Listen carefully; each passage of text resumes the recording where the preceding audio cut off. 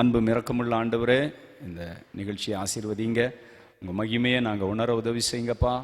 ஒவ்வொரு செஷன்லும் உங்கள் வல்லமை வெளிப்படட்டும். ஜனங்கள் மத்தியில் பரிசுத்த ஆவியானவர் கிரியை செய்வீராக. உங்களுடைய பிரசன்னத்துக்குள்ளே ஒப்பு கொடுக்கிறோம். எல்லாவற்றையும் நீர் ஆளுகை செய்யும்.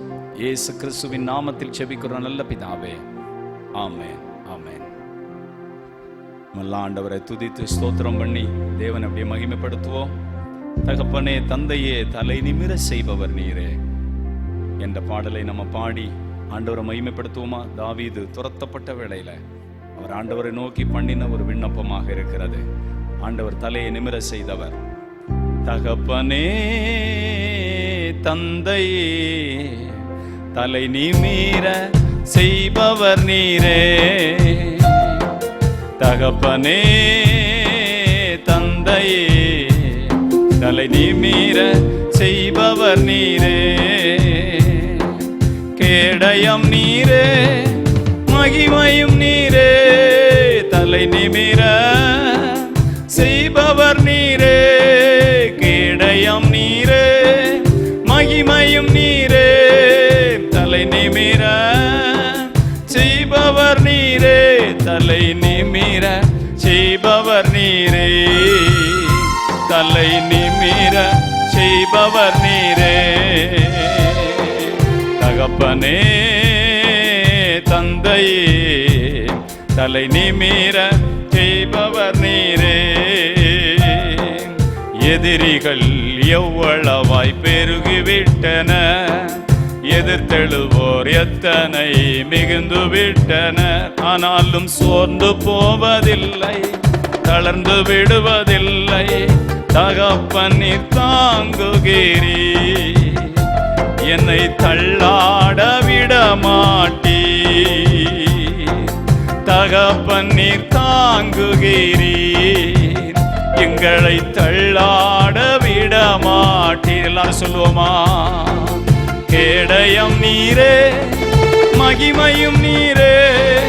தலை நிமிர செய்பவர் நீரே.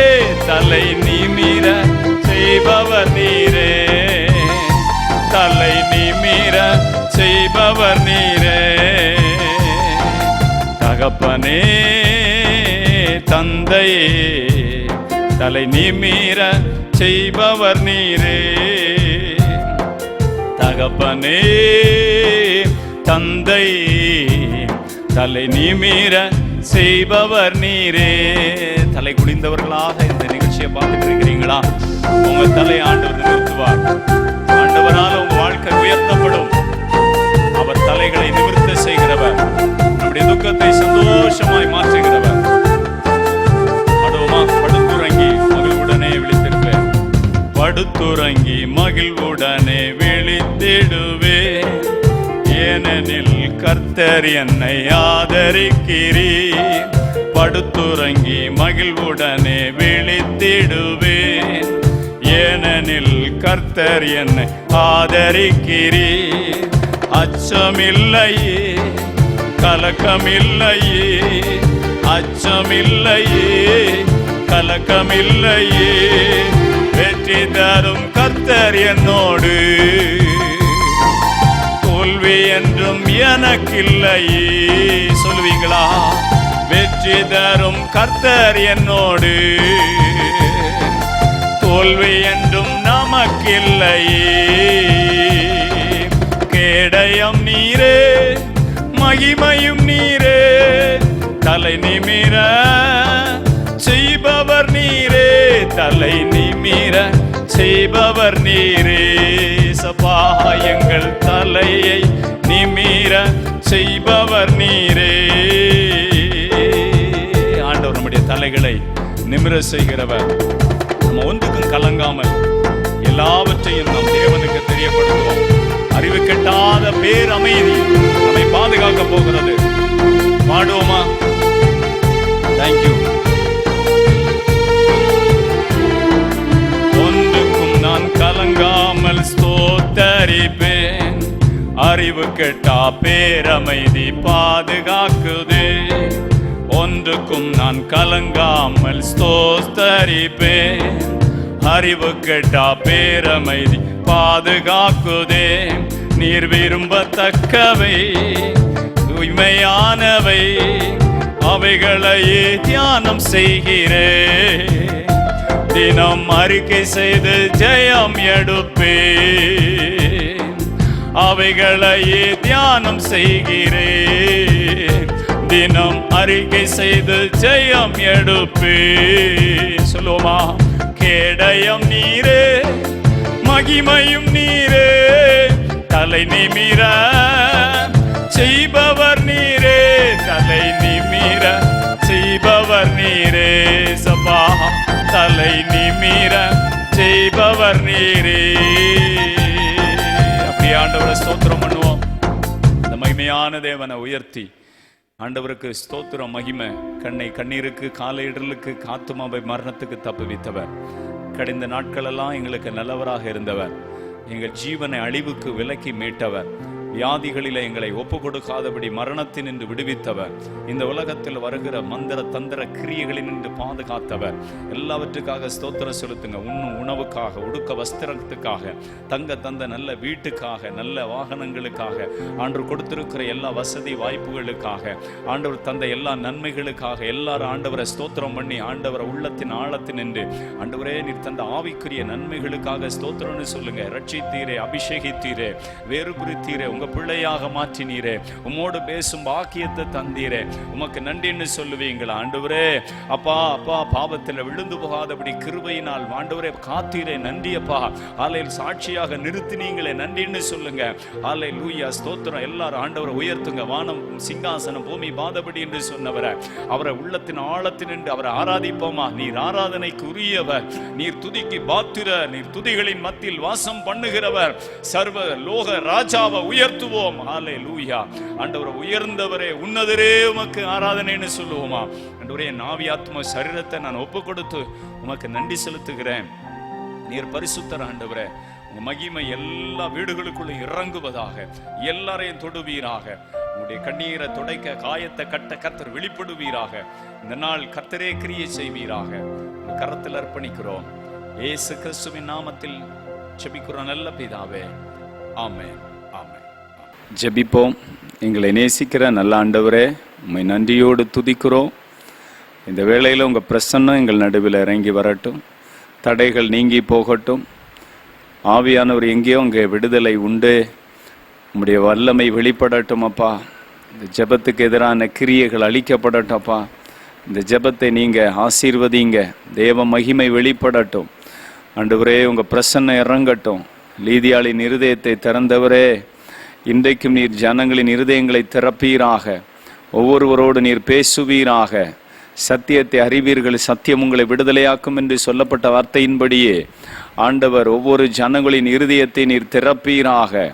மனுஷனால் முடியாதது எங்கள் ஆண்டவரால் கூடும், உம்மால் ஆகாதது ஒன்றுமே இல்லையப்பா. ஹல்லேலூயா. தகப்பனே உமக்கு ஸ்தோத்திரம்.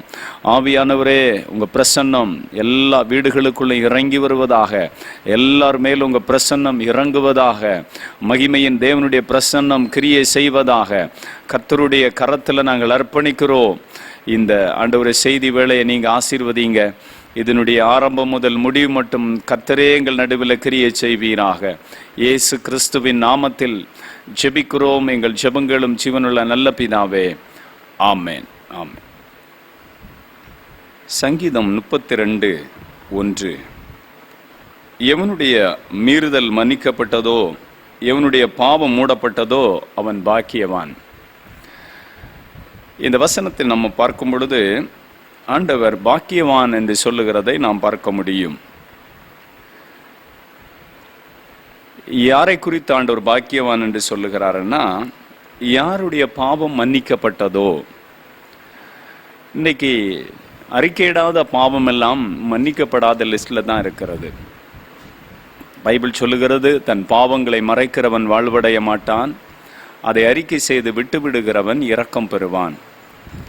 பாவத்தின் சம்பளம் மரணம், தேவனுடைய இரக்கமோ ஆண்டவர் இயேசு கிறிஸ்து மூலம் நமக்கு கிடைக்கிற ஒரு நித்திய வாழ்வு, அது நித்திய ஜீவன்.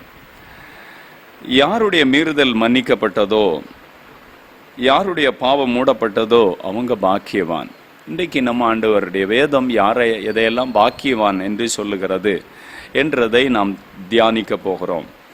மீறுதல்கள் மன்னிக்கப்பட்டவர்கள் பாக்கியவான்கள். இந்த நிகழ்ச்சியை பார்க்கிற நம்முடைய வாழ்க்கையில் பாவம் மூடப்பட்டதா, மீறுதல் மன்னிக்கப்பட்டதா, அந்த நிச்சயம் இருக்கா?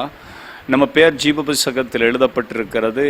இந்த உலகத்தில் எனக்கு ஒரு நாள் மரணம் சம்பவித்தால் நான் ஆண்டவர் ராஜ்யத்தில் அவரோடு நித்தியமாக வாழுவேன்ற நம்பிக்கை நமக்கு இருக்கா? இல்லைன்னா நம்முடைய பாவம் மன்னிக்கப்படலை, நம்முடைய அக்கிரமங்கள் மூடப்படலைன்னா நம்ம நிச்சயமாக இந்த உலகத்தில் நம்ம பாக்கியவானாக இருக்க முடியாது. மரணத்துக்கு பிறகும் நம்ம பாக்கியவானாக இருக்க முடியாது. நம்முடைய மீறுதல் மன்னிக்கப்படணும், நம்முடைய பாவங்கள் மூடப்படணும். அது மூடப்படணும்னா இயேசு கிறிஸ்துவின் ரத்தமே அல்லாமல் வேறு ஒரு வழி இந்த பூமியில் இல்லவே இல்லை. இயேசு கிறிஸ்துவின் ரத்தம் தான் சகல பாவங்களை நீக்கி ஒரு மனுஷனை சுத்திகரிக்க முடியும். வெள்ளாட்டுக்கடா, இளங்காளை இவைகளுடைய ரத்தம் அல்ல, இயேசு கிறிஸ்துவின் ரத்தத்தினால் கழுவப்பட்ட பிள்ளைகள் பாக்கியவான்கள். அவர்கள் தான் தேவனுடைய ராஜ்யத்தை சுதந்தரிக்க முடியும். சங்கீதத்தின் புஸ்தகம் 2ஆம் அதிகாரம் அதனுடைய 12வது வசனத்தை நாம் வாசித்து பார்த்தால் அந்த 2:12 சொல்லுகிறது பாருங்க. குமாரன் கோபம் கொள்ளாமலும் நீங்கள் வழியில் அழியாமலும் இருக்கும்படி அவரை முத்தம் செய்யுங்கள். கொஞ்ச காலத்தில் அவருடைய கோபம் பற்றி எரியும். அவரை அண்டிக் கொள்ளுகிற யாவரும் பாக்கியவான்கள். யாரெல்லாம் ஆண்டவரை அண்டிக் கொள்ளுகிறார்களோ அவர்களெல்லாம் பாக்கியவான்கள். நமக்கே தெரியும், இந்த நாட்களில் தேவ கோபம் அப்படின்னு சொல்லி ஆண்டவர் அறியாத ஜனங்களும் பேச ஆரம்பிக்கிறத நம்ம கேள்விப்படுகிறோம். கொள்ளை நோய்கள் வருகிறது, பயங்கரமான மழை பெய்கிறது, பூமி அதிர்வுகள் உண்டாகிறது, இயற்கையிலே பெரும் மாற்றத்தை நம்ம சந்திக்கிறோம். ஆண்டவருடைய வசனம் சொல்லுகிறது, குமாரன் கோபம் கொள்ளாமலும் நீங்கள் வழியில் அழியாமல் இருக்கும்படிக்கு அவரை முத்தம் செய்யுங்கள். ஆண்டவருடைய சமூகத்தை எப்பவும் நாடி தேடி இறுக பிடித்து கொண்டவர்களாக நம்ம வாழ வேண்டும். ஏனென்றால் கொஞ்ச காலத்தில் தேவ கோபம் இந்த பூமியில் பற்றி எரிய போகிறது. இந்த கோபம் மாத்திரம் அல்ல, இன்னும் வருகிற நாட்களில் கடைசி கால அடையாளங்களை குறித்து வேதம் சொல்லுகிறது. வானத்தின் சத்துவங்கள் அசைக்கப்படும், பூமியின் மேல் இருக்கிறவர்களுக்கு அது கண்ணியை போல் அந்த ஆபத்துகள் வரும். இதெல்லாம் பார்க்கும் பொழுது மனிதனுடைய இருதயம் சோர்ந்து போகும். ஆனால் ஆண்டவர் சொல்றார், அவரை அண்டிக் கொள்ளுகிற யாவரும் பாக்கியவான். யாரெல்லாம் ஆண்டவரை அண்டிக் கொண்டு இறுக பற்றி பிடித்து அவருடைய பாதத்தை முத்தம் செய்து அவருடைய சமூகத்தையே நீர்தான் எனக்கு தஞ்சம் அடைக்கலோன்னு யாரெல்லாம் இருக்கிறாங்களோ அவங்க பாக்கியவான் என்று ஆண்டவருடைய வசனம் சொல்லுகிறது. நாம் குமாரன் கோபம் கொள்ளாமலும் நாம் வழியில் அழிந்து போகாமல் இருக்கும்படிக்கு நாம் அவருடைய சமூகத்தை முத்தம் செய்யணும். கொஞ்ச காலத்தில் அவருடைய கோபம் பற்றி எரிய போகிறது. அவரை அண்டிக் கொள்ளுகிற ஒவ்வொரு மனிதனும் பாக்கியவான் என்று ஆண்டவருடைய வசனம் சொல்லுகிறது. இன்னும் ஆண்டவர் யாரை பாக்கியவான் என்று சொன்னார்? தேவனுடைய வேதத்தில் இரவும் பகலும் தியானமாயிருக்கிற மனுஷன் பாக்கியவான். இந்த உலகத்தில் நிறைய மனிதர்கள் துன்மார்க்கனுடைய ஆலோசனையில் நடக்கிறார்கள். சங்கீதம் 1:1, 2, 3 ஆகிய வசனத்தை வாசிக்கும் பொழுது, துன்மார்க்கனுடைய ஆலோசனையில் நடவாமலும் பாவிகளுடைய வழியில் நில்லாமலும் பரியாசக்காரர் உட்காரும் இடத்தில் உட்காராமலும் கர்த்தருடைய வேதத்தில் மிகவும் பிரியமாயிருந்து இரவும் பகலும் அவருடைய வேதத்தில் தியானமாயிருக்கிற மனுஷன் பாக்கியவான். யார் ஆண்டவர் பாக்கியவான்னு சொல்றாரு? யாருடைய மீறுதல் மன்னிக்கப்பட்டதோ, யாருடைய அக்கிரமங்கள் மன்னிக்கப்பட்டதோ, மீறுதல் மூடப்பட்டதோ அவங்க பாக்கியவான் சொல்றாரு. அப்புறம் கர்த்தரை அண்டிக் கொள்ளுகிறவங்க, குமாரனுடைய கோபம் பற்றி எரிகிறது. இதில் யார் ஆண்டவர்கிட்ட நெருங்கி வந்து ஆண்டவரை இறுக பிடிச்சு கொண்டு ஆண்டவர் பக்கமாக நெருங்கி போய் இன்னும் நான் உண்மை அறியணும், இன்னும் உண்மை கிட்டி சேரணுன்ற ஒரு விருப்பம் வாஞ்ச யார் யாருக்குள்ள இருக்கிறதோ அவங்க எல்லாம் பாக்கியவான் என்று ஆண்டவர் சொல்றார். வேதத்தை தியானிக்கிறவர்கள் பாக்கியவான்கள். பைபிள் ஆண்டவர் எழுதி கொடுத்திருக்கிறார். தேவ மனிதர்களை கொண்டு ஆண்டவர் பேசி எழுதி தந்த அந்த வேத வசனத்தை நம்ம சும்மா ஏதோ ஒரு காட்சி பொருளாக வீட்டில் வைத்திருக்க கூடாது. அது தேவன் நம்முடைய கையில் எழுதி கொடுத்த ஒரு உண்மையான தேவனுடைய வார்த்தை. என் வேதத்தை நீ மறந்தா நான் உன்னை மறந்துடுவேன், உன் பிள்ளைகளை மறந்துடுவேன்னெல்லாம் ஆண்டவர் சொல்லியிருக்கிறா. அப்போ ஆண்டவருடைய வசனம் சொல்லு, கர்த்தருடைய வேதத்தில் மிகவும் பிரியமாக இருந்து, ஆண்டவருடைய வேதம்னா எனக்கு ரொம்ப பிடிக்கும், அதுதான் என்னுடைய சொத்து அப்படின்னு சொல்லி அந்த வேதத்தில் தன்னுடைய கண்ணீரை அதில் நினச்சி அதில் இருக்கிற ஒவ்வொரு வரிகளையும் படித்து இதன்படி என் வாழ்க்கை இல்லையே என்னை மாற்றுன்னு சொல்லி யார் அதை வாசித்து அதை தியானித்து அதன்படி செய்கிறாங்களோ அவங்க பாக்கியவான்களா இருக்கிறாங்க. வேதம் அதை தெளிவாக சொல்லுகிறது. கர்த்தருடைய வேதத்தில் மிகவும் பிரியமாய் இருந்து இரவும் பகலும் அவருடைய வேதத்தை தியானிக்கிற மனுஷன் பாக்கியவான். வேதத்தை தியானிக்கணும். அதில் ஆண்டவர் பேச பேச அதை ஆராய்ச்சி செய்து அதை தியானித்து நாம் வாசிக்கும் பொழுது ஆண்டவர் அந்த மனிதர்களை பாக்கியவான் என்று சொல்லுகிறார். நாம் பாக்கியம் பெற்றவர்களாக இந்த பூமியில் வாழ வேண்டும் என்று ஆண்டவர் விரும்புகிறார். சங்கீதம் 32:2 வாசிக்கும் பொழுது அக்கிரமத்தை விட்டு விட்டவர்கள் பாக்கியவான் என்று வசனம் சொல்லுகிறது. அக்கிரமங்கள் இந்த உலகத்தில் நிறைய அக்கிரமம் நிறைஞ்ச இந்த உலகத்தில் நம்ம வாழ்ந்துட்டு இருக்கிறோம். ஒவ்வொரு நாளும் இந்த உலகத்தில் நிறைய அக்கிரமங்கள் பெருகி வருகிறது. இவனுடைய அக்கிரமத்தை கர்த்தர் எண்ணாதிருக்கிறாரோ அப்படின்னு ஆண்டவருடைய வசனம் சொல்லுகிறது. அந்த அக்கிரமங்கள் ஆண்டவருடைய நினைவுக்கு வராதபடிக்கு மன்னிக்கப்பட்டு மூடப்பட்டு அந்த மாற்றம் உண்டாகிறதோ அவங்களை குறித்து ஆண்டவருடைய வசனம் சொல்லுகிறது. அவங்க பாக்கியவான்கள். சங்கீதம் 144 அதிகாரம் 15வது வசனத்தை நம்ம வாசித்து பார்த்தா, கர்த்தரை தெய்வமாக கொண்டிருக்கிற ஜாதி ஜனம் பாக்கியம் உள்ளது. இன்னைக்கு எத்தனையோ பேர் இந்த தேசத்தில் 139 கோடிக்கு மேலே மக்கள் இருக்கிறாங்களே. இவ்வளோ பெரிய பறந்து விரிந்த பாரத தேசத்தில் ஆண்டவரை ஆராதிக்கிற தெரிந்து கொண்டப்பட்ட ஜனங்கள் ஒரு சிறு கூட்டமாக இருக்கிறோம். ஆனால் ஆண்டவருடைய வசனம் சொல்லுகிறது, கர்த்தரை தெய்வமாய் கொண்டவர்கள் பாக்கியவான்கள். அல்லேலூயா. நம்ம ஆண்டவருடைய பிள்ளைகளாகிய நம்ம பாக்கியவான்கள். இவ்வளவு தேவனை சமீபமாக பெற்ற ஜனம் வேற யாருமே இருக்க முடியாது. இவ்விதமாக சீரை பெற்ற ஜனம் பாக்கியம் உள்ளது. கர்த்தரை தெய்வமாக கொண்ட ஜனம் பாக்கியம் உள்ளது. இவ்வளவு ஒரு சீரை வேற யார் பெற்றது? அவருடைய வார்த்தைகளை கட்டளையாக எழுதி கொடுத்து, வேதமாக எழுதி கொடுத்து, அவர் ரத்தம் சிந்தி அவர் சம்பாதித்த சபையில் ஒவ்வொரு ஞாயிற்றுக்கிழமை ஆராதனை, ஒவ்வொரு ஆண்டவருடைய சமூகத்தில் நம்ம ஆராதிக்கிற மேன்மைகள், எவ்வளோ காரியங்கள் ஆண்டவர் நமக்கு கொடுக்கிறார். வேதம் சொல்லுகிறது, கர்த்தரை தெய்வமாய் கொண்டிருக்கிற ஜனம் பாக்கியம் உள்ளது. ஆண்டவரை யாரெல்லாம் தெய்வமாக இயேசு கிறிஸ்துவை கொண்டிருக்கிறீங்களோ நீங்கள் எல்லாம் பாக்கியவான்கள். இது நீங்கள் கொடுத்து வச்சவங்க அப்படின்னு சொல்லணும்.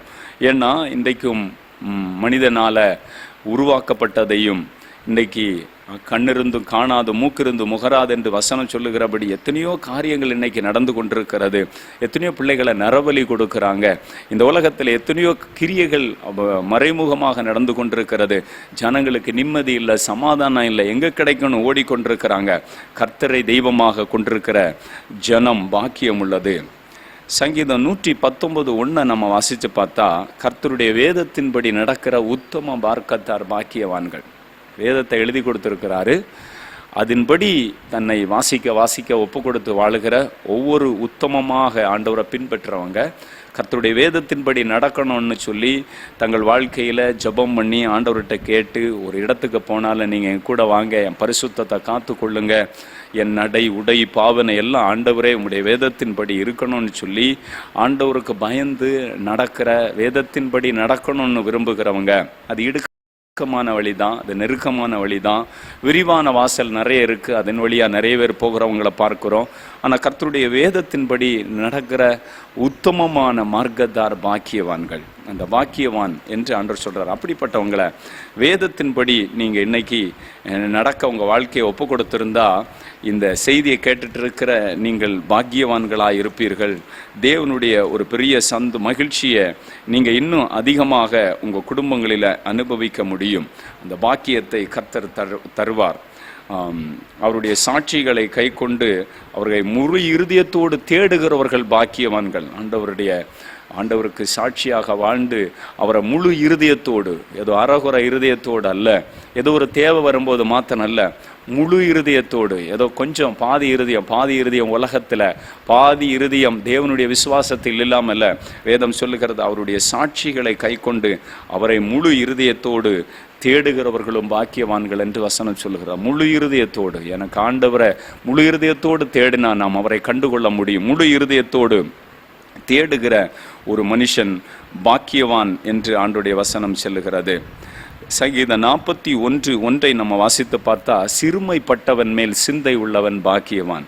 இந்த உலகத்தில் கஷ்டப்படுகிற மக்கள், சிறுமைப்பட்டிருக்கிற மக்கள், அவங்கள பார்க்கும் பொழுது அவங்களுக்காக ஜெபம் பண்ணுற ஒரு இருதயம், அவங்களுக்கு உதவி செய்கிற ஒரு காரியம், இந்த மாதிரி இருக்கிற மனுஷர்கள், சிறுமைப்பட்டவன் மேல் சிந்தை உள்ளவர்கள் பாக்கியவான்கள், தீங்கு நாளில் கர்த்தர் அவனை விடுவிப்பார் என்று எழுதப்பட்டிருக்கிறது. சிறுமைப்பட்ட கஷ்டப்பட்ட மக்கள் மேலே நமக்கு ஒரு சிந்தை இருந்தால் அது பாக்கியம் என்று ஆண்டவர் சொல்கிறார். அந்த இருதயம் நமக்கு இருக்கிறதா? கஷ்டப்பட்ட மக்கள், வலதுகைக்கு இடதுகைக்கு வித்தியாசம் அறியாதவர்கள், சுவிசேஷத்தை ஏற்றுக்கொள்ளாதவர்கள், எத்தனையோ கோடிக்கணக்கு லட்சங்கள் நம்முடைய அருகாமை நம்ம கண்ணுக்கு முன்னே பல எண்ணிக்கையை பார்க்குறோம். அவங்களுக்காக ஜெபிக்கிறது, அவங்க எப்படியாவது அறியணும்னு சொல்லி நம்ம ஆண்டவர்கிட்ட ஜெபம் பண்ணுவது, அவங்களுக்கு ஆண்டவரை பற்றி சொல்லுவது. சிறுமைப்பட்டவன் மேல் சிந்தை உள்ளவர்கள் பாக்கியவான்கள். தேவனுடைய பிள்ளைகளே, தீங்கு நாளில் அப்படிப்பட்டவங்களை ஆண்டவர் விடுவிப்பாராம். யாரை? சிறுமைப்பட்டவன் மேலே, கஷ்டப்பட்டவங்க மேலே. நம்ம நல்ல ஆசீர்வதிக்கப்பட்டிருக்கிறோன்னா, நம்ம சுற்றி கஷ்டப்படுகிற எத்தனையோ மக்கள் இருக்கிறாங்க. இந்த கிறிஸ்மஸ் நாட்களில் ஆண்டவரை குறித்த ஒரு சிந்தை நமக்கு இருக்குன்னா, அந்த கஷ்டப்பட்ட மக்களை குறித்த ஒரு சிந்தை இருக்குன்னா, அவங்களுக்கு ஏதாவது அவங்க நம்ம வீட்டில் கூப்பிட்டு அல்லது அவங்களுக்கு போய் கிறிஸ்மஸ் வாழ்த்துக்களை சொல்லி அவங்களுக்கு ஏதாவது கொடுப்பது, அந்த மாதிரி நம்ம செய்வோம்னா ஆண்டவருடைய வேதம் சொல்லுகிறது, சிறுமைப்பட்டவன் மேல் சிந்தை உள்ளவன் பாக்கியவான். மத்தேயு 5ஆம் அதிகாரம் அதனுடைய 6வது வசனத்தை நம்ம வாசித்து பார்த்தா, மத்தேயு 5ஆம் அதிகாரம் அதனுடைய 8வது வசனத்தை நம்ம வாசிக்கும் பொழுது அந்த வசனம் சொல்லுகிறது, இருதயத்தில் சுத்தமுள்ளவர்கள் பாக்கியவான்கள், அவர்கள் தேவனை தரிசிப்பார்கள். அப்போ இருதயத்தில் சுத்தம் உள்ளவர்கள், அவங்களை குறித்து ஆண்டவர் சொல்கிறார் பாக்கியவான்கள். இருதயத்திலிருந்து தான் விபச்சாரங்களும் வேசித்தனங்களும் பொல்லாத அசுத்தமான எண்ணங்கள் எல்லாம் அந்த இருதயத்திலிருந்து புறப்பட்டு ஒரு மனுஷனை தீட்டுப்படுத்தும். அப்போ இருதயத்தில் வசனத்தால் நிறைந்திருந்தால் ஆண்டவரை இருதயத்தின் நிறைவினால தான் வாய் பேச முடியும். ஆனால் வசனம் சொல்லுகிறது, இருதயத்தில் சுத்தமுள்ளவர்கள் பாக்கியவான்கள். இருதயத்தில் கசப்பு, வைராக்கியம், கோபம், மூர்க்கம், கொலை பாதகங்கள், விபச்சார எண்ணங்கள், வேசித்தன எண்ணங்கள், அடுத்தவனை எப்படி ஏமாத்துறது, இந்த மாதிரிப்பட்ட எண்ணங்கள் எல்லாம் இருதயத்துக்குள்ளே இருந்தன்னா, மாம்சத்துக்குரிய கிரியைகள்லாம் இருதயத்தில் இருந்தன்னா தேவனை தரிசிக்க முடியாது. அது வேணா உலகத்தில் குடிச்சு வெறிச்சு துன்மார்க்கமாக எல்லாம் வாழ்ந்துட்டு ஏதோ ஒன்று தரிசிச்சுட்டு நான் ஆண்டவரை தரிசித்தேன்னு சொல்கிறது, அதெல்லாம் பொய்யான காரியங்கள். தேவனை தரிசிக்கணும்னா இருதயத்தில் சுத்தம் இருக்கணும். இருதயத்தில் சுத்தம் உள்ளவர்கள் பாக்கியவான்கள், அவர்கள் தேவனை தரிசிப்பார்கள். நம்ம ஆண்டவருடைய சமூகத்தில் அவருடைய வார்த்தையை கேட்டுட்டு இருக்கிறோம், அவருடைய சமூகத்தில் ஆராதனை செய்கிறோம். நம்முடைய இருதயம் எப்படி இருக்கிறது? அது திருக்கும் கேடும் கள்ள கபடு நிறைந்தது என்று ஆண்டவருடைய வசனம் சொல்லுகிறது. ஆண்டவர் இருதயத்தை ஆராய்ந்து பார்க்கிறார், நம்ம இருதயத்தில் என்ன இருக்கிறது என்று. இருதயத்தில் இருக்கிற திருக்கு, கேடு, கள்ள கபடு எல்லாம் மாறணும். இருதயம் சுத்தமாக இருக்கணும். அப்போ தான் ஆண்டவர் தங்குகிற ஒரு இருதயமாக மாற முடியும். ஆண்டவர் தங்கி இருந்தாதான், ஆண்டவருடைய வசனத்தின்படி இருதயத்தில் சுத்தமாக இருந்தால் தான் தேவனையே நம்ம தரிசிக்க முடியும். இல்லைன்னா தேவனை நம்ம தரிசிக்க முடியாது. தேவனை தரிசிக்கணும்னா இருதயத்தில் நமக்கு சுத்தம் இருக்க வேண்டும் என்று ஆண்டவருடைய வசனம் சொல்லுகிறது. நம்முடைய இருதயத்தை இயேசு கிறிஸ்துவின் ரத்தத்தினால் கழுவ நம்ம ஒப்பு கொடுக்கணும். அப்போது நம்முடைய இருதயம் சுத்தமாக மாறும். தேவன் அந்த இருதயத்தில் அவர் பேசுகிறத நம்ம கேட்க முடியும். 5ஆம் அதிகாரம் அதனுடைய 9வது வசனத்தை நம்ம வாசித்தா அந்த வசனம் சொல்றதை பாருங்க, சமாதானம் பண்ணுகிறவர்கள் பாக்கியவான்கள், அவர்கள் தேவனுடைய புத்திரர் எனப்படுவார்கள். அப்போது சமாதானம் பண்ணுகிறவங்க, ஊரில் ஒரு சண்டை நடக்கு, குடும்பத்தில் ஒரு சண்டை நடக்கு, கோல் சொல்லுகிறவங்க இல்லைன்னா சண்டை அப்படியே அமைதி ஆகிவிடும்னு வசனம் சொல்லுது. அப்போது ஒரு அமைதியான ஒரு காரியத்தை உருவாக்காமல் சண்டையை உருவாக்கி பிரச்சனையை பெருசுப்படுத்துகிறது உலக மனிதர்களுடைய வேலை. ஆனால் ஆண்டவரை ஏற்றுக்கொண்டேன், நான் ரட்சிக்கப்பட்டிருக்கிறேன், நான் தேவ பிள்ளையாக இருக்கிறேன்னு சொன்னால் அந்த மனிதன் செய்ய வேண்டிய காரியம் என்ன? சமாதானம் பண்ணணும். ஒரு குடும்பம் டைவர்ஸ் ஆகி போக இருக்குன்னா அந்த குடும்பம் பிரிஞ்சு போனால் தான் சந்தோஷம்னு இருக்கக்கூடாது. 2 வீட்டுக்காரங்க சண்டை போடுறாங்க, வெட்டு குத்து விழுந்துரும் அப்படின்னு சொன்னால் முழங்கால் படிட்டு ஜெபம் பண்ணிட்டு நம்ம போய் ஆண்டவரே இந்த இடத்துல நான் போகிறேன், பிசாசு ரத்த சிந்துகிற ஆவி கட்டப்படணும்னு ஜெபம் பண்ணிட்டு நம்ம போய் சமாதானம் பண்ணினா அங்கே சமாதானம் ஆகிவிடும்.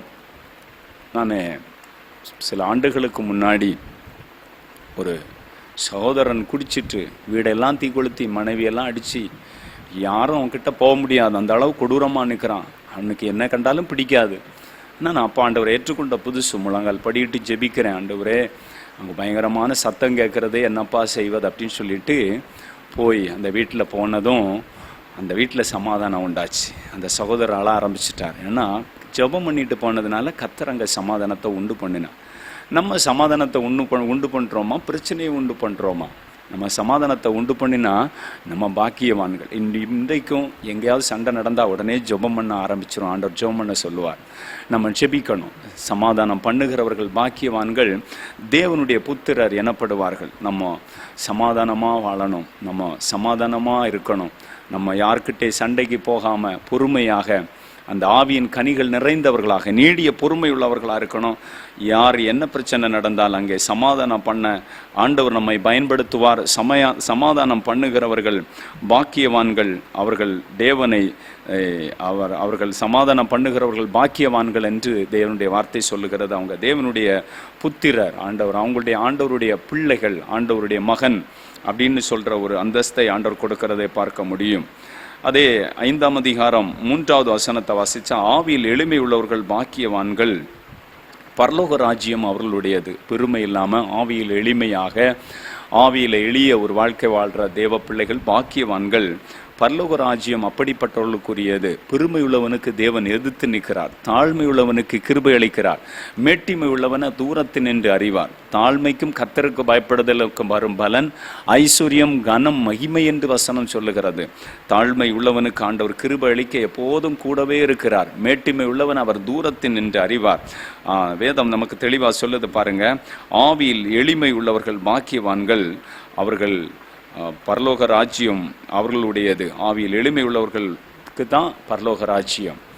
ஆவியில் எளிமை இல்லாமல் ப்ரௌடாக, ஆவிக்குரிய பெருமையோடெல்லாம் வாழ்ந்தால் அந்த பரலோக ராஜ்யம் கிடைக்காது. ஆவியில் ஒரு எளிமையோடு வாழும் பொழுது அவங்களுக்கு ஒரு பெரிய பாக்கியம் உண்டு. சங்கீதம் அந்த அதிகாரம் 5:5 சொல்லுகிறத பாருங்க. சாந்த குணமுள்ளவர்கள் பாக்கியவான்கள், அவர்கள் பூமியை சுதந்திரித்து கொள்ளுவார்கள். நமக்குள்ள சாந்த குணம் இருக்கா? மோசையை குறித்து வேதம் சொல்லுகிறது, அவன் மிகவும் சாந்த குணம் உள்ளவன் என்று. நம்ம சாந்த குணம் உள்ளவர்களாக இருக்கணும். ஆவிக்குரிய கனிகளில் ஒன்று சாந்தம். சாந்தம் நமக்குள்ள இருக்கா? ரொம்ப சாந்தமாக இருக்கணும். சாந்த குணம் உள்ளவர்கள் பாக்கியவான்கள், அவர்கள் பூமியை சுதந்திரிப்பார்கள். நிறைய பேருக்கு சாந்தம் இல்லை. அவங்க பூமியை சுதந்திரிக்காமல் ஜெயிலில் இருக்கிறாங்க. சிலர் இந்த உலகத்தை விட்டு தற்கொலை பண்ணி மாண்டு போகிறாங்க. நம்ம சாந்த குணம் உள்ளவர்களாக இருக்கணும். அந்த சாந்தத்தை தேவன் நமக்கு தருகிறவர். சாந்த குணம் உள்ளவர்கள் பாக்கியவான்கள். நீதிமொழிகள் 8ஆம் அதிகாரத்தில் அதனுடைய 32வது வசனத்தை நம்ம எடுத்து பார்த்தா, தேவன் இங்கே ஒரு காரியத்தை குறித்து பாக்கியவான்கள் என்று ஆண்டவர் சொல்றதை பார்க்க முடிகிறது. Thank you, Jesus.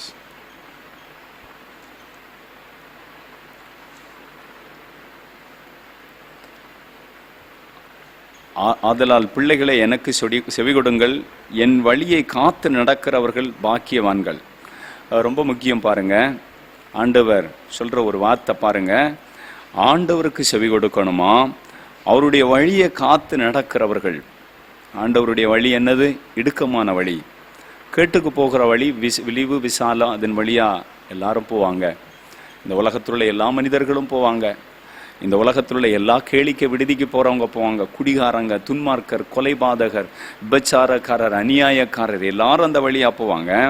ஆனால் ஆண்டவர் என்ன சொல்லுகிறார்? ஆதலால் பிள்ளைகளே எனக்கு செவி கொடுங்கள், என் வழிகளை காத்து நடக்கிறவர்கள் பாக்கியவான்கள். ஆண்டவருடைய வழியை யார் காத்து நடக்கிறாங்களோ அவங்க பாக்கியவான்கள். அல்லேலூயா.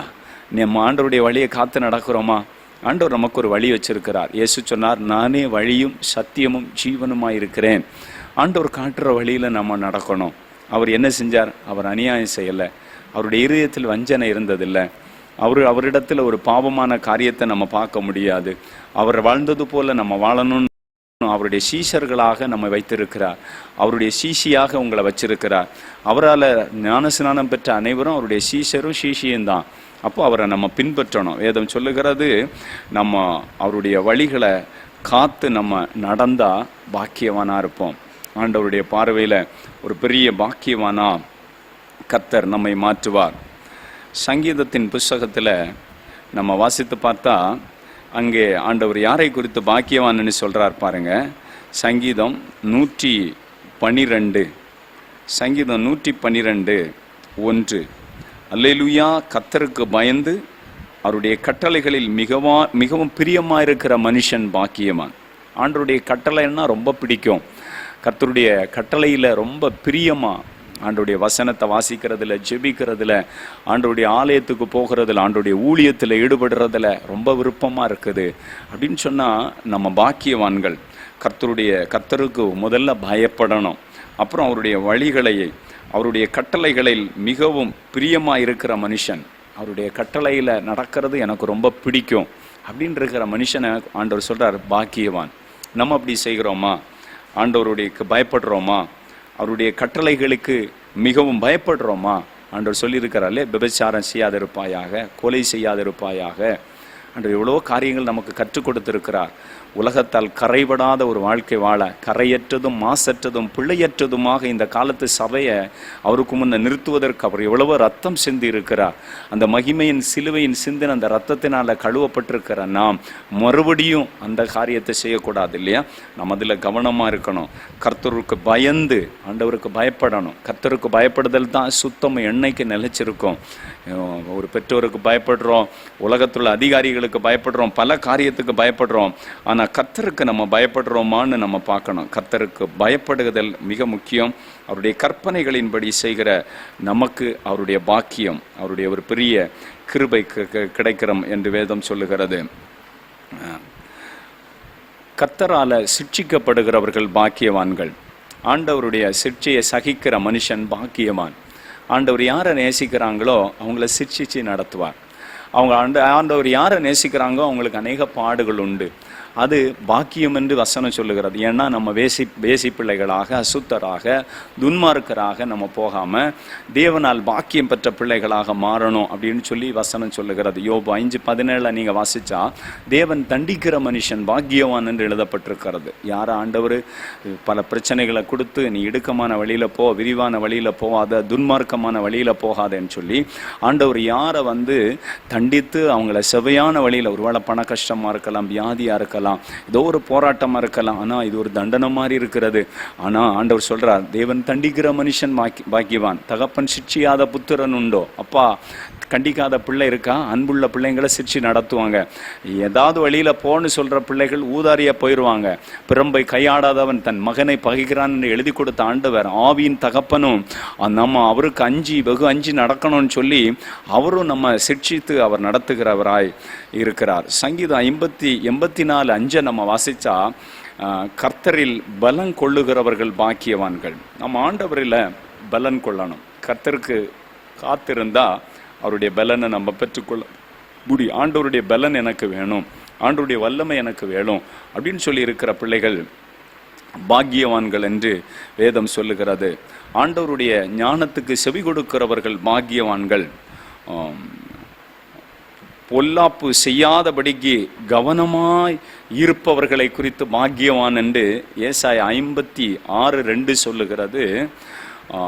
பொல்லாப்பு செய்யாதபடி கவனமாயிருப்பவர்கள், ஒரு பொல்லாங்கும் செய்யாதிருக்கும்படிக்கு தேவ ஊழியர்கள் பைபிளில் ஜெபம் பண்ணி இருக்கிறாங்க விசுவாசிகளுக்காக.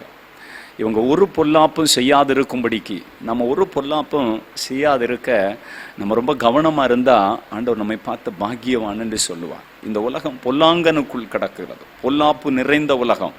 ஆனால் ஒரு பொல்லாப்பு செய்யாதபடிக்கு கவனமாக இருக்கிறவர்களை ஆண்டவர் பாக்கியவான்கள் என்று சொல்லுகிறார். யோவான் 20:29 நம்ம வாசித்து பார்த்தா, யோவான் ஆண்டவரை கண்டு விசுவாசித்ததை குறித்து வேதத்தில் வாசிக்க முடியும். ஆனால் ஆண்டவர் சொல்கிறாரு, என்னை காணாமல் விசுவாசிக்கிறவர்கள் பாக்கியவான்கள். இயேசு கிறிஸ்து எனக்கு நேர தரிசனம்னு கொடுக்கல, ஆனால் அவருடைய வார்த்தைகளை நான் கேட்டேன், விசுவாசித்தேன், இன்னைக்கு வரைக்கும் எனக்கு தரிசனம் கிடைக்கல அப்படின்னு நீங்கள் நினச்சிட்டு இருக்கிறீங்களா?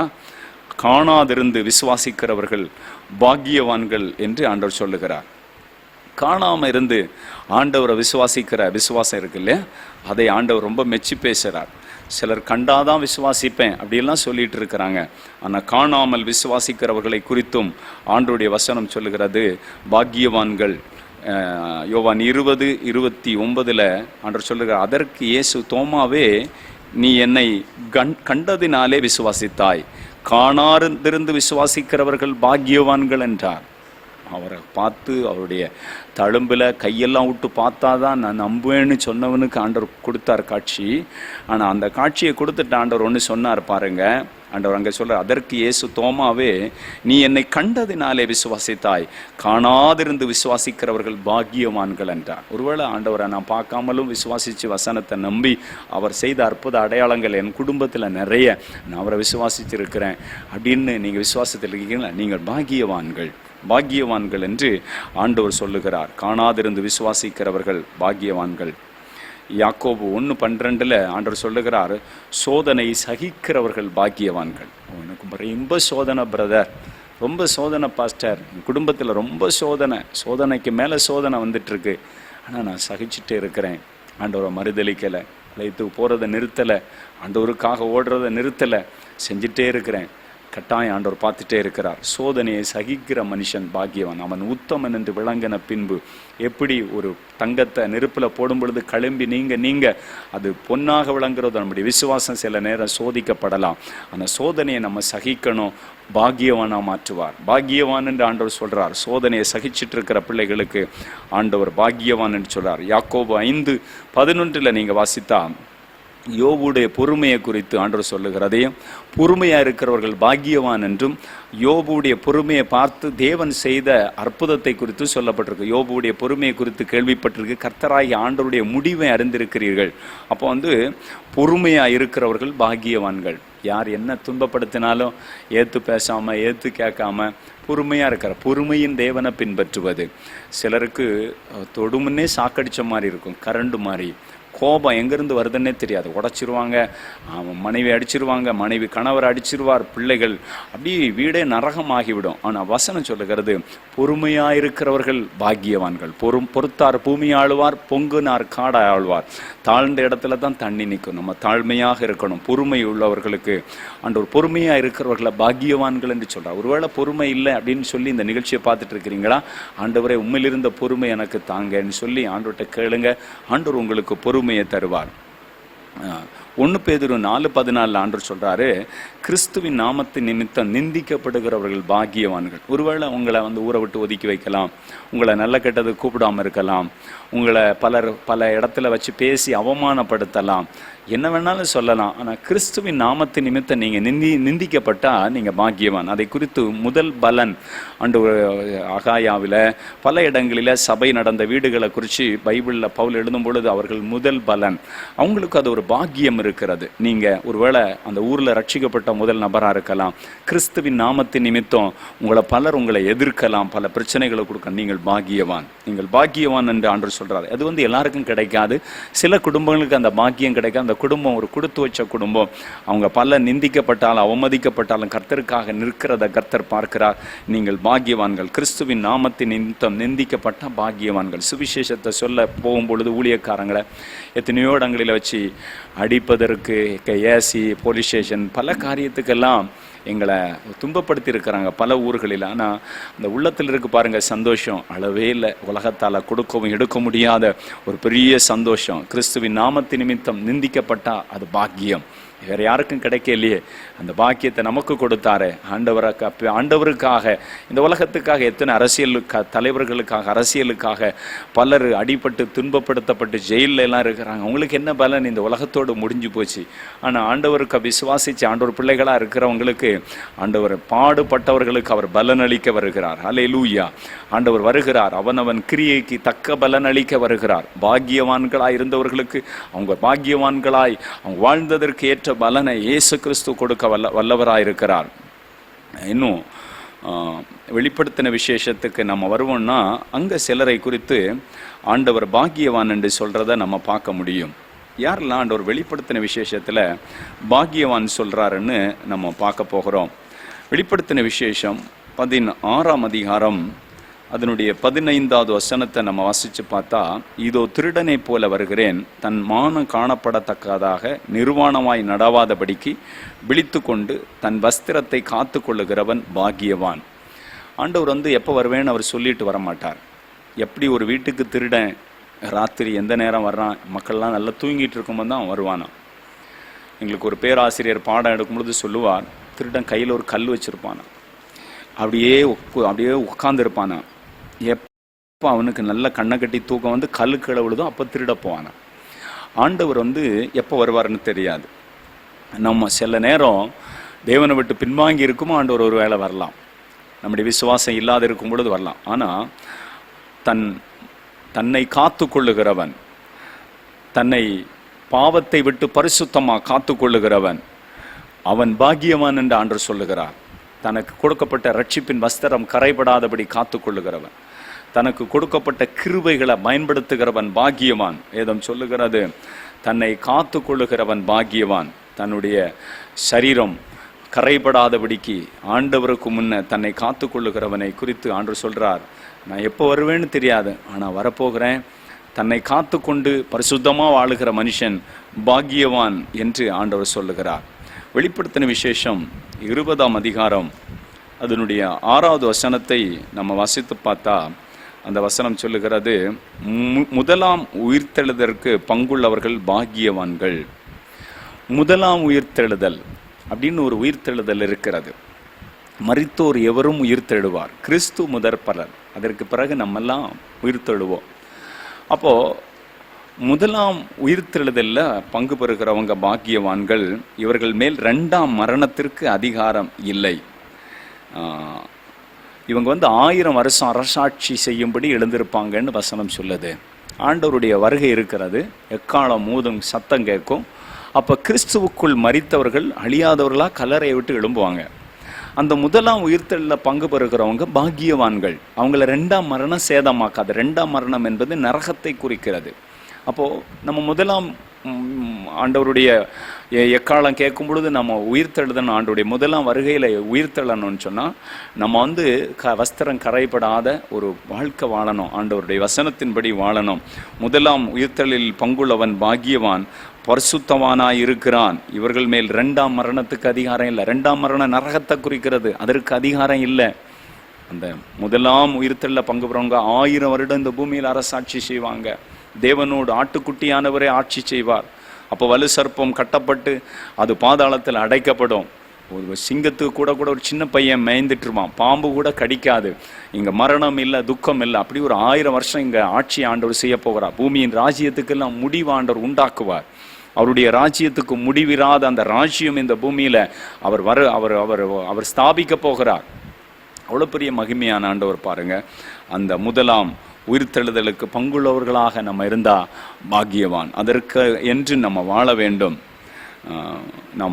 அந்த மாதிரி வாழும் பொழுது அது நமக்கு ஒரு பெரிய ஆசீர்வாதம். வெளிப்படுத்தின விசேஷம் 22ஆம் அதிகாரம் 14வது வசனம், ஜீவ விருட்சத்தின் மேல் அதிகாரம் உள்ளவர்களாகவும் வாசல் வழியாய் நகரத்துக்குள் பிரவேசிப்பதற்கும் அவருடைய கற்பனையின்படி செய்கிறவர்கள் பாக்கியவான்கள். யார் பாக்கியவான்களாம்? ஜீவ விருட்சத்தின் மேல் அதிகாரம் உள்ளவர்கள் ஆவதற்கும் வாசல் வழியாய் நகரத்துக்குள் பிரவேசிப்பதற்கும் அவருடைய கற்பனைகளின்படி செய்கிறவர்கள் பாக்கியவான்கள். ஆண்டவர் எழுதி கொடுத்த கற்பனைகள் இதில் இருக்கிறது. இதன்படி செய்கிறவர்கள் பாக்கியவான்கள். இந்த மடி செய்யாதவங்க பாக்கியவான் அல்ல. அதற்கு கீழே எல்லாம் சொல்லப்பட்டிருக்கிறது. யாரெல்லாம் பாக்கியவான் இல்லை, யாரெல்லாம் அந்த நரகத்துக்கு போயிடுவாங்க. நாய்களும் சூனியக்காரரும் விபச்சாரக்காரரும் கொலைபாதகரும் விக்கிரக ஆராதனைக்காரரும் பொய்யை விரும்புகிற அதன்படி செய்கிற யாவரும் புறம்பே இருப்பார்கள். அது புறம்புன்னா நரகம். தேவனுடைய பிள்ளைகளே, நம்முடைய ஆண்டவர் சொல்லுகிறார், ஜீவ விருட்சத்தின் மேல் அதிகாரம் உள்ளவர்கள் ஆவதற்கும். ஜீவ விருட்சம்னு ஒன்று இருக்குது. ஜீவ விருட்சத்தின் கனியை நான் புசிக்க கொடுப்பேன். அந்த ஜீவ விருட்சத்தின் மீது அதிகாரம் உள்ளவர்கள் ஆவதற்கும் வாசல் வழியாய் நகரத்துக்குள் பிரவேசிப்பதற்கும் அவருடைய கற்பனைகளின்படி செய்கிறவர்கள். எதை செஞ்சாலும் தெய்வ பயத்தோடு, ஆண்டவருடைய வசனம் இப்படி இருக்கிறது, இப்படி மகளே நீ நடக்கக்கூடாது, இந்த வஸ்திரத்தை நீ உடுக்கக்கூடாது, இந்த காரியம் நம்ம குடும்பத்துக்குள்ளே வரக்கூடாது, இந்த பைபிள் வசனத்தின்படி நம்ம வாழணும்னு யார் யார் முக்கியத்துவம் கொடுத்து ஆண்டவரை முதன்மையாக வைக்கிறார்களோ கர்த்தருடைய கற்பனையின்படி செய்கிறவர்கள் பாக்கியவான்கள். ஆண்டவருடைய வேதம் சொல்லுகிறது, இஸ்ரவேலே பாக்கியம் உள்ளவன், ரட்சிக்கப்பட்ட ஜனமே உனக்கு ஒப்பானவன் யார் அப்படின்னு சொல்லி ஆண்டவர் கேட்கறத பார்க்க முடியும். உபாகமத்தின் புஸ்தகம் 33ஆம் அதிகாரம், உபாகமத்தின் புஸ்தகம் 33ஆம் அதிகாரம் அதனுடைய 29வது வசனத்தை நம்ம வாசித்து பார்த்தா, அந்த வசனம் சொல்லு, இஸ்ரவேலே நீ பாக்கியவான், கர்த்தரால் ரட்சிக்கப்பட்ட ஜனமே உனக்கு ஒப்பானவன் யார்?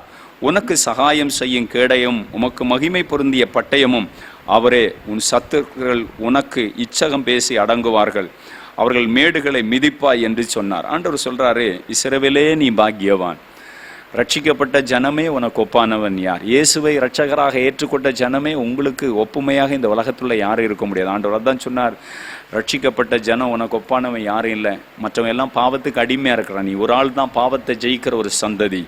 பாவம் இருக்கிற உலகத்துல பரிசுத்தமான ஆண்டவரை பிடிச்சி பரிசுத்தமா வாழுகிற நபர்.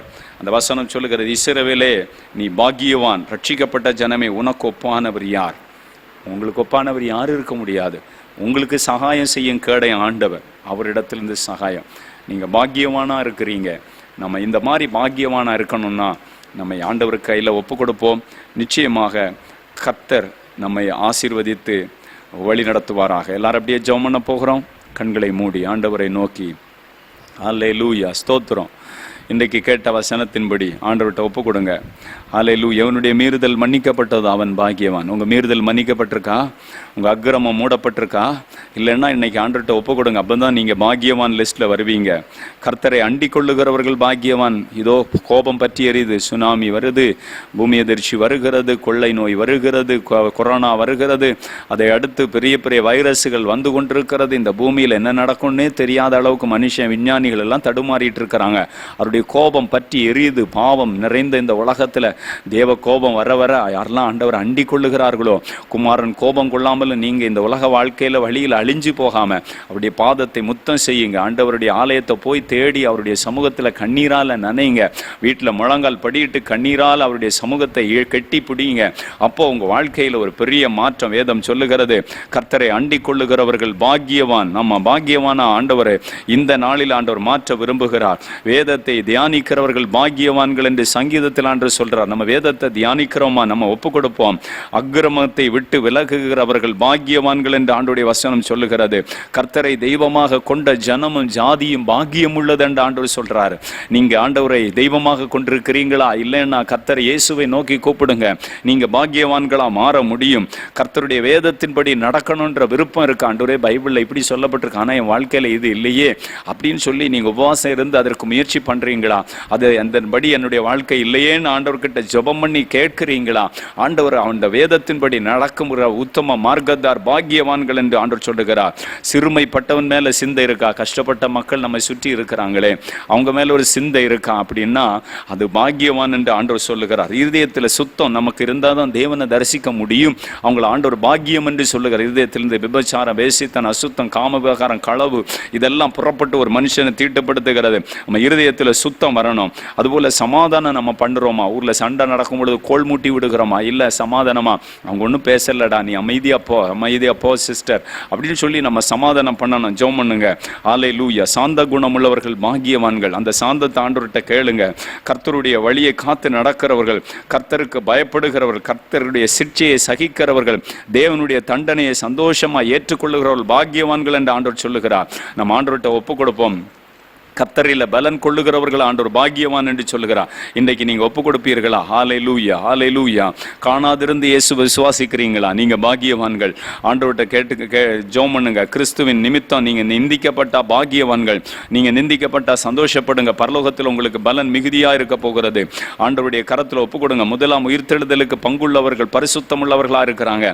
அவங்க மேல இரண்டாம் மரணத்துக்கு அதிகாரம். அவங்க பாக்கியவான். ஆண்டவரே, நான் மரித்தாலும் இந்த உலகத்துல முதலாம் உயிர்த்தெழுதல நான் எழுந்திருப்பேன். உம்முடைய வருகை வந்தா இருக்கிற பொசிஷன்ல நான் மறுரூபமாகி உம்முடைய மகிமையில சேர்க்கப்படுவேன் என்ற நம்பிக்கை இருக்கிறதா?